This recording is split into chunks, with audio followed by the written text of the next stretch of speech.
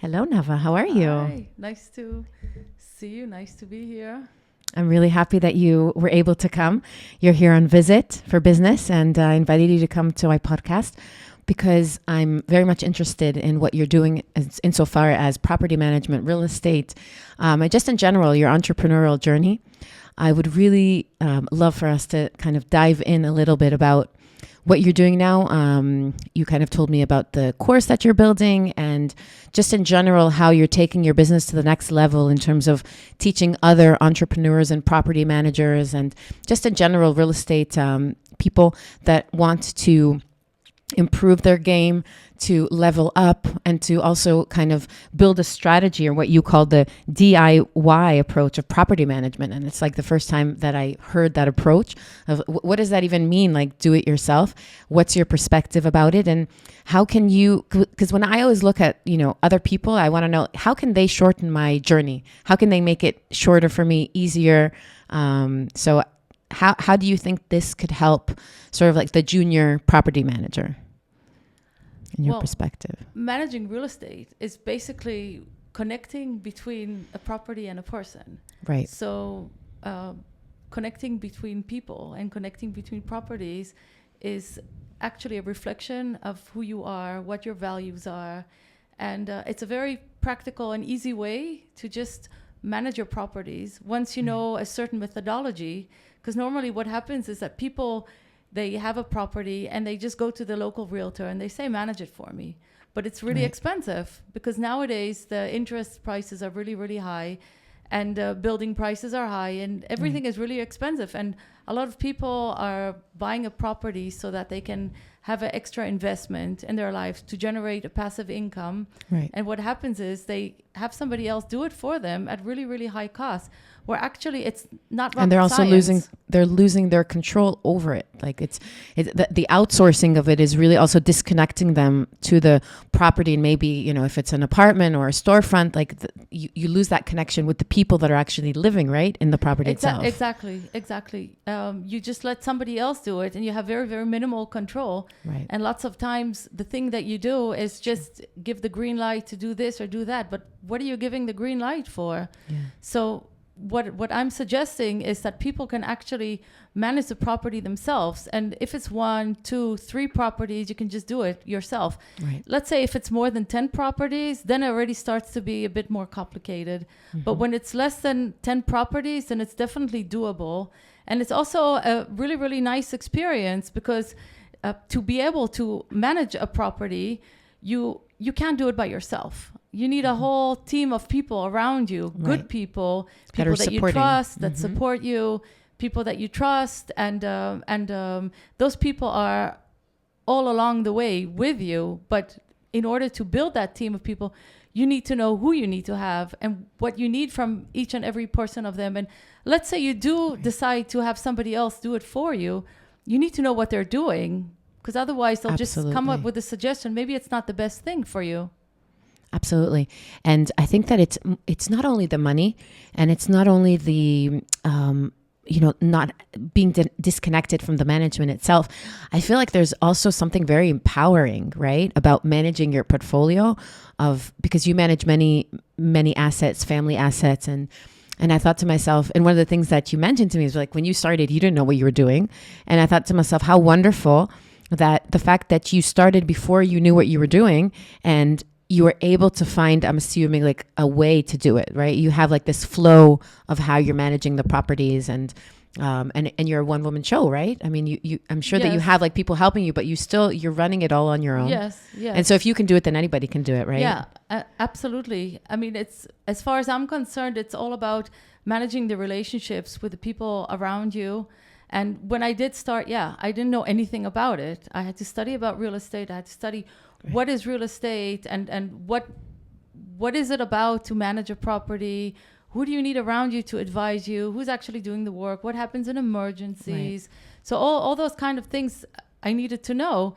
And especially when there's like a situation of a conflict or a situation unexpected, then you really, really need those good people around you that will advise you what to do when you have a problem. If you have a leakage, if you have a legal problem, if you have a question, problems with a tenant, there's always really, really good people. So I truly believe that it's all about your values as a person. If you have values of like good relationships, then it will reflect when you manage the properties. It will reflect with all the people that work with you, and at the end, everything will go smoothly because there's always something going on.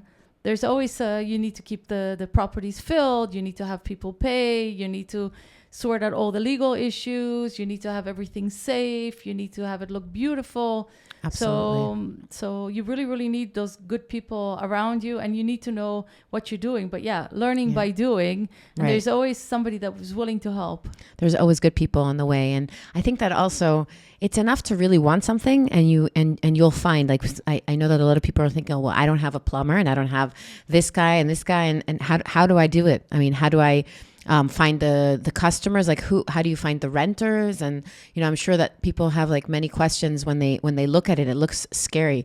Can you break it down a little bit? Like, how did you manage to sort of build the system, and what do you basically teach in this wonderful course that you're going to be releasing to the world? How does it encompass the whole experience? Like, what are the steps that you're basically teaching? Okay. So the first step that I teach is to know the basics of what real estate is. Mm-hmm. So you need to know the basics of contracts. You need to know the basics of what a building is, what it entails, what you need. So just the basics of what real estate is, what is a rental contract, what is a purchase contract, all those kind of things. You need to know the market where the properties are.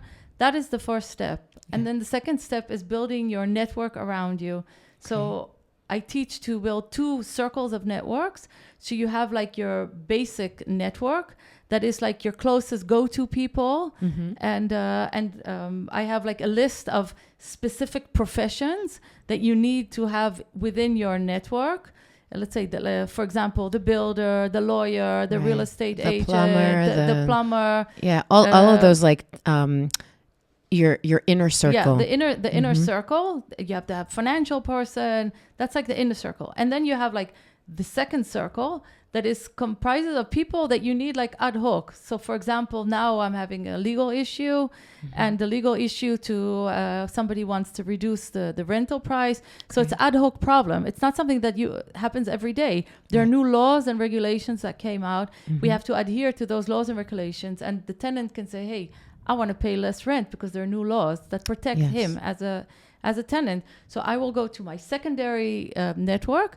I will go to the tax advisor. I will go to the lawyer. I would go to the real estate agent to get like a taxation of the place, like an appraisal of what it's worth, what the rental price. So I will use them ad hoc. But the way in which I did it is I had my first key people, and I just started building like circles. So I went like for the first person, I went to that person, and I said, oh, do you know somebody that can help me?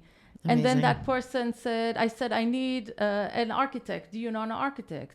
So then I went to the third person. And you just kept on getting to the people, so from the one, I kept the other. Nice. Because what I see that works best is when people that have the same energy level, it's all about human connections at the end of the day. It's always. So when my experience is when people like-minded work together, you always get better work. You always get better advice. They collaborate with each other, and it's people that have been around for a long time. Right. So they always prefer to work with their own people. Right. If the plumber and the electrician and the builder, they're used to working on teams on projects, then you still want to keep the same plumber, the same technician, you want to have them choose their own teams, because then they work best. Right.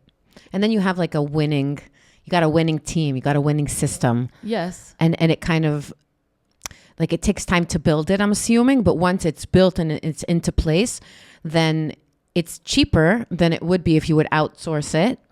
And it's also, it allows you also to expand, because you get more sharp, right? You get sharper. And I'm assuming that if you're already managing, like 5-10 properties, and you get really good, then you can also expand. And maybe other people are going to ask you to manage their properties, right? I mean, I'm assuming that they don't only need to manage their own properties. They could love it and maybe want to manage other people's properties. They could do it. Right? Yeah, they can definitely do it. I mean, once they learn the methodology, they have the people in place. And it does. What's the difference if you're managing 10 or 20 people exactly fixing your house or fixing somebody else's building? It doesn't matter. It's the same methodology.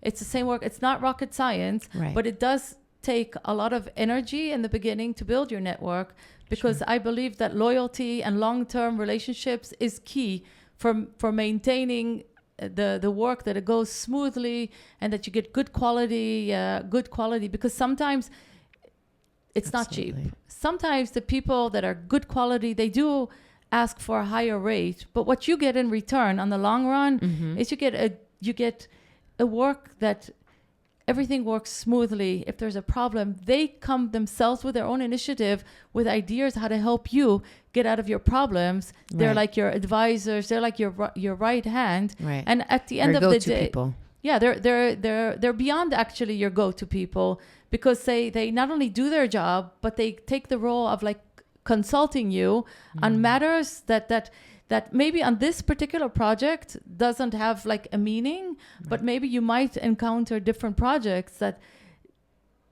if you don't solve it properly, it will cost you thousands and thousands and thousands. If you don't do a work that's on good quality, then a few years later it will break, and then you have to do it again. Right. Or maybe they damage. Some people can damage. I had one shop we renovated. The previous tenants, they renovated, and when they left the premises, it was dangerous. They were like loose electric wires. And my builder, he saw it and like, no, it's really dangerous. You're lucky nothing happened. So you as a property owner or as a property manager are responsible first and foremost on the safety of people that are in the premises. So if you have good people, they can spot it, they can fix it. And I want to sleep at night.